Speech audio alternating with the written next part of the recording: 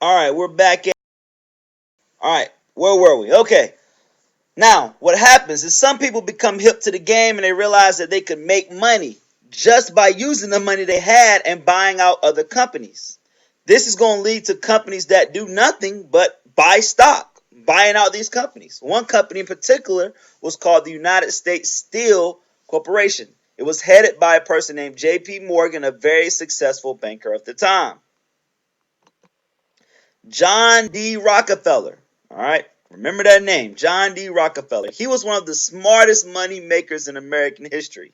During his era of money making greatness, he received a lot of roadblocks from the government, a lot of roadblocks that Carnegie didn't receive at first. You see, legislators had made it difficult for mergers to continue, all right, to happen legally.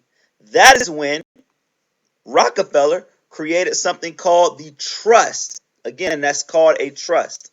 A trust was not a legally ownership, but it was an agreement between two or more, an agreement between two or more corporations. The body that made the decisions for these corporations are called trustees. Rockefeller used the trust as another way of horizontal integration. Again, you should remember that that means eliminating your competition. Rockefeller soon controlled 90% of the refining business. All right, he reaped huge profits by paying his employees extremely low wages and driving the rest of his competitors out of business. He did this by selling his oil at a lower price than it cost to produce it. So everybody wanted to buy his oil. But then, when he was the sole person who controlled the market, he would hike the prices far above the original levels. Well, enough was enough. And the government and the people had seen enough, so the government was forced to create something called the Sherman Antitrust Act. This made trust illegal. But it didn't work because anytime these trusts, they just reorganized into single corporations. The feds came knocking. They said, you know what? We're just a single corporation. We're not working together. You don't have any legal documentation or any proof. Well, how was all this justified during this era? Well, before we get too deep into that, here's a picture of John D. Rockefeller.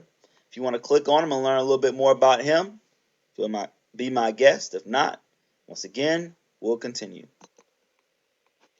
All right. Well, this is going to be justified through something called social Darwinism. Social Darwinism is a theory from Charles Darwin's book on the origin of species. I'm sure you've heard of Darwinism before. Well, in this book, Darwin says that some individuals flourish and pass down their traits to the next generation, while others do not. He also explains that a process of natural selection weeds out less suited individuals and enabled the best adapted to survive. So you know the politicians ran with this. According to Darwin, it's all about the survival of the fittest, and the richest can be considered a sign of God's favor, and therefore the poor must be lazy or inferior people who deserve what they had, which was nothing. Now, of course, Darwin didn't think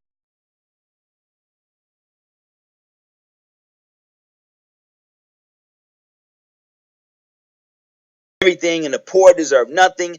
This is how your capitalists and your big business leaders, this is how they used what Darwin's belief was, or theory was, twisted it, turned it around, and used it to help them. However, I want you to think about it. Is it somewhat true? Is it a good theory? Is it really survival of the fittest?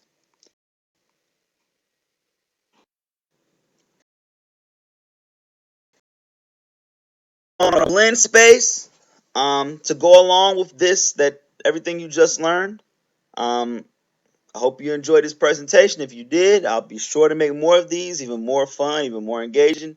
If you didn't, then we'll go back to notes on the projector, kind of boring.